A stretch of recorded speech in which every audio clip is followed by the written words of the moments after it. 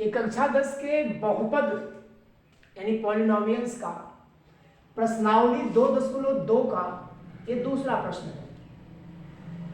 इसमें हम द्विघात बहुपद के मूलों के जोगफल या शून्यकों के जोगफल, मूल कहे या शून्य कहे बात एक ही है, और उनके गुणनफल के बारे में अध्ययन करेंगे।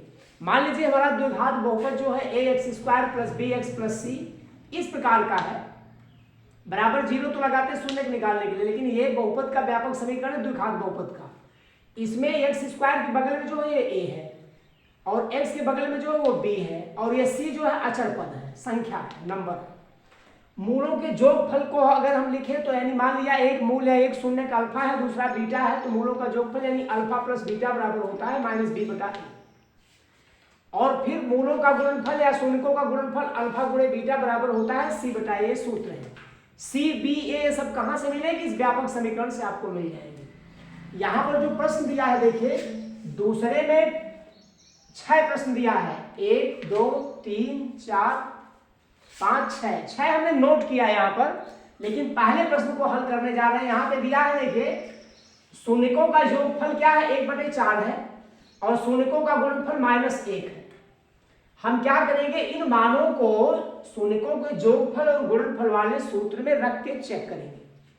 देखिए शून्यकों का जोगफल का सूत्र यानी अल्फा प्लस बीटा बराबर 1/4 ये दिया है, अर्थात इसका जो सूत्र है यहां से लेंगे -b/a बराबर 1/4, समीकरण 1 हो गया हमारा। फिर शून्यकों का गुणनफल अल्फा × बीटा, अल्फा गुणे बीटा बराबर -1 यहाँ पे दिया है। इसको मैं ऐसे लिख सकते हैं, गुणनफल का सूत्र है c/a और c/a बराबर हम -1 लिख सकते हैं। -1 को हम -1 में हम 4 से गुणा और 4 से भाग करके भी लिख सकते हैं। अब आप कहोगे 4 ही क्यों लेंगे? 4 इसलिए हम लेंगे कि समीकरण 1 में देख रहे हैं a का मान 4 है, यानी अब -b 1 दिख रहा है, 1/4 है। तो हम दोनों समीकरणों में ये 4 की तुलना कर रहे हैं, 4 से इसमें गुणा भी करें और भाग भी करें जैसा कि यहाँ किया गया है, तो आ जाएगा -4/4। ये -4/4 जो होगा ये -1 के ही बराबर है, यानी -1 गुणे 4/4 लिखे चाहे -4/4 लिखे, फाइनली क्या आएगा c/a बराबर -1 यही आ जाएगा। अब यहाँ देखने पे हमको क्या लगता है, दोनों समीकरणों की तुलना करेंगे हम, तो a बराबर 4 यहाँ भी है और a यहाँ भी हर जो है इसका 4 है, यहाँ भी हर 4 है, तो a बराबर आपको क्या मिल गया? 4 मिल गया। a बराबर 4 मिला, b बराबर -1 मिला और c बराबर -4 आपको मिल गया दोनों समीकरणों की तुलना करने से। अब ये जो a बराबर 4 है, b बराबर -1 है, c बराबर -4 है, इन मानों को हम इस व्यापक समीकरण में रखेंगे। यहां पर 4 रखेंगे, यहां पे -1 रखेंगे और यहां पर -4 रखेंगे।